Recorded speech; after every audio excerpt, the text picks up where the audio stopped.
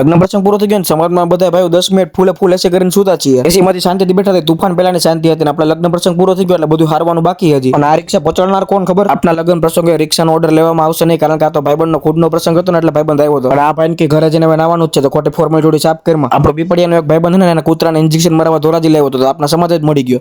Like કરો, share કરો, subscribe કરો મારા ભાઈને. ભાઈબંધ ફૂલ થાકી ગયો તો એને તાત્કાલિક એનર્જીની જરૂર હતી તો નાળિયેર પાણી પી લીધું. રાધા ફૂલ થાક્યા હોવા છતાં બધા ભાઈબંધો આવી ગયા હતા ટી પોસ્ટે. શું પીવા? કોફી પીવા આવી જાજો. પછી ચા પાણી નાસ્તો કરીને આપણે બધા ભાઈબંધો હોય કે ઘરે ને બીજે દી સવારના પોરમાં આપણો ભાઈ ચડવા આવી ગયો કે હાલો સોડા પીવા જાવ. અને અભયભાઈને સ્નેપ લીધા વગર હાલે જ નહીં. પછી બપોરે હું એક કામથી બહાર નીકળી ગયો તો કામ પતાવીને ઘરે વયો ગયો. સાંજ પડી ગઈ હતી ને આપણો ભાઈબંધ ચડવા આવી ગયો તો આપણે ત્રિપલ સવારમાં નીકળી ગયા બહાર અને બીજા બે ભાઈબંધ બીજી ગાડી લઈને નીકળી ગયા.